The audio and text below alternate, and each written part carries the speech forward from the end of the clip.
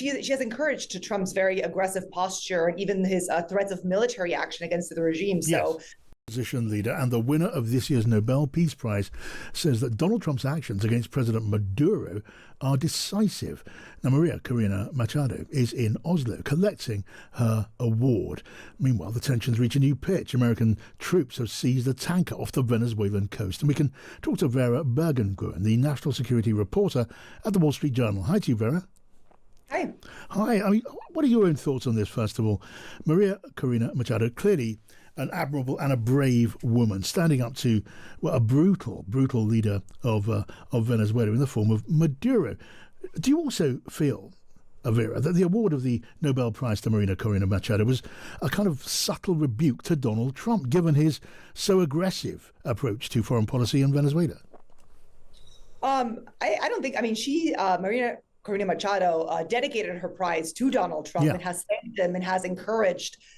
She has encouraged to Trump's very aggressive posture and even his threats of military action against the regime. So, obviously everybody knew that the president was really hoping in his own way to get the Nobel Peace Prize, even though it was pretty much impossible this year. So I don't think it was necessarily a rebuke. Well, on the part of the Nobel Committee, not on the part of Maria Corina Machado, who supports the president and what he's doing. I mean, she clearly sees Trump as a route to change in her country and possibly the end of the Maduro regime. And she argues, doesn't she, that he is doing that in a way that no other leader has. That's right. I mean, I think the Venezuelan opposition, I think, is trying to get help in any corner they can. And they do, all of their allies in the United States, for the vast majority, on both sides, Democrats and Republicans, think that her party won the election last year and that Maduro is an illegitimate president. But the Republicans are the ones who have been really encouraging potential regime change by force and military action against Maduro. So I think she's allied herself with a lot of them. We just saw a lot of them in Oslo for her ceremony. We saw a lot of U.S. lawmakers, a lot of conservative Latin American presidents. And so I do think that is, that push for military action is coming more from their end. Yeah. And well, I mean, Maria Corina Machado is also pretty close to Marco Rubio, isn't she, the Secretary of State of the U.S. administration?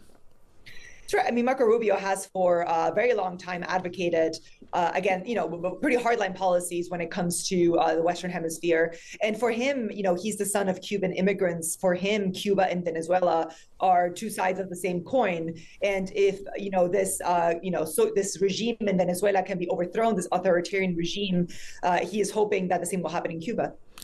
The winner of the Nobel Prize will clearly be then supporting the Trump administration's approach for her reasons, in support of her country. She wants it to become a democracy again. President Trump will be taking the position he's taking towards Venezuela for his reasons. And tell me, you don't really have to be a total cynic, do you, to believe that the administration in Washington is also interested in Venezuela's oil reserves? I mean, Trump has said that publicly in his own way. I mean, he said it about every country in the world, not just Venezuela. He said it about, he's been striking in his second term quite a few deals for rare earths and minerals. He did this with Ukraine. He's done this with other countries. So this is a president who very much sees the world through a transactional, deal-based lens when it comes to natural resources. And, another important thing to remember is that he actually has been allowing Chevron, a U.S. oil company, to continue extracting oil in Venezuela, even though a lot of that money, goes to the Maduro regime. So I think, he's kind of willing to be more practical when it comes to that, when it comes to the deal side of it. How might that play out then, if and when it hasn't happened yet, we don't know what exactly is going to happen, but if America does move on Venezuela, does bring about regime change, and then does have, a significant say in the way the Venezuelan oil reserves are treated, how would that play out in relation to the administration and American multinational oil interests? I mean, again, this administration has been quite clear that would be a good outcome, not just for the U.S., but for for the world as a whole. Being able to go in there, stabilize the country. Basically, they think that this country, which has the largest oil reserves in the entire world, is being underused. That they can go in and really do something that is good for them and also good for Venezuela as a country that has just so slowly fallen into decline for such a long time. So I think it remains to be seen, but that is a really big part of it. And we also know that the Venezuelan opposition has been going around for a long time, making this one of their key arguments, given who's in office in the United States. They have been going to oil conferences, and here in Washington, they've been discussing this. And they've been telling people, listen, it is in your interest to put pressure on Maduro, because as soon as he's gone, there's going to be this, wealth of resources that we're going to invite the whole world to come in and extract. That is such interesting context. Vera Bergengruen at the Wall Street Journal. Thank you so much. Now, tensions between the United States and Venezuela are at a new pitch after the seizure of an oil tanker. Venezuela accusing Washington of blatant theft, describing the move as an act of international piracy. So let's say hi to Benoit Fosson, the security correspondent at the Wall Street Journal. Hi to you, Benoit. Hi, thank you for having me. Always welcome, Benoit. So now we see, attention at a new height, the Trump administration ramping it up. You've got a powerful American fleet in the Caribbean. Recent days, you've had the President of the United States warning that the skies over Venezuela should be cleared. This is surely about a lot more than just tackling drug trafficking. I mean, yes. I mean, you would argue that the entire region, has a drug problem in the sense of production in Colombia, departing routes not just through Venezuela but also Colombia, Ecuador, and other countries really in the northern part of South America, and of course transit through for Central America. So you would argue Venezuela is not the only place where the U.S. could have a problem with a point of origin for drugs, but obviously it has a disadvantage of being an ally of several of the U.S. foes, for instance Iran, China. Russia, which has probably a more complex relationship with the US, and being a very sort of left-wing, leftist, regime. So for all these reasons, it ticks all the wrong boxes. And now, obviously, the US is escalating pressure on this regime because so far President Maduro has shown no sign of leaving. Okay, and with that powerful fleet, the American fleet in the Caribbean, what sort of action is being contemplated, is being discussed as perhaps coming in the next stage?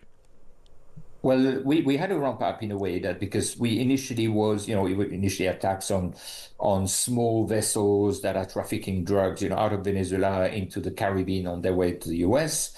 Now we have a seizure of a large tanker, part of at least 30, so-called shadow fleet tankers that bring, for instance, oil products, into Venezuela, or bring, crude outside Venezuela under sanctions. So that's been an escalation. But the key point is the administration has threatened to attack Venezuela targets inside Venezuela, and that's not happened so far. So they clearly hope that it will trigger a response from Maduro and maybe a negotiation for him to leave power. Right. So to try and basically push Maduro, the effectively a dictator of Venezuela, just to quit and maybe take safe passage elsewhere and hand over power. The deeper motive behind all of this, I know this is largely a matter of calculation and speculation, Benoit, but I'm keen to hear yours. Of course, we see Venezuela has enormous oil reserves, and it wouldn't be entirely cynical, would it, to imagine that those oil reserves would be on the president's list of things he wants to acquire for America. Absolutely, but we've seen the example with Russia, which is the opposite example, where you have negotiations, with Russia as part of the peace process, whereby the discussion is for lifting sanctions on Russia for American companies to access its giant oil and gas reserves. So the alternative would be for Trump to lift sanctions on Venezuela, get full access. There's already U.S. companies like Chevron in the country, and get full access to these supplies, which are critical for the U.S. because they supply a large, most of these Venezuela production actually goes to U.S. refinery, and some of them owned by Venezuela. So it would be much simpler to lift sanctions. Interesting, yeah. So that kind of complicates this argument that this is a war about oil. Yeah, well, María Corina Machado, interesting too, that she supports the idea of Donald Trump intervening and helping to see off Maduro. I mean, she's clearly been talking to the American Secretary of State, Marco Rubio, and she's explicit about her hope for a change in Venezuela pushed and driven by President Trump. Except the issue is that Maduro, is kind of hunkering down one minute being very discreet, the other one going public, with lots of security around him, lots of protection against potential snipers. But he's showing no sign of endorsing the plans that have been proposed to him, which is to leave potentially either to Madrid or to Turkey and have some kind of amnesty or protection for him and his family. I mean, there's been repeated approaches by various countries, obviously including the US, for him to leave power. And so far, what we understand is he thinks it's still bluster, that nothing serious is going to happen on him. Obviously, that could change, but that scenario so far has not been considered by Maduro, despite the immense pressure that he's under.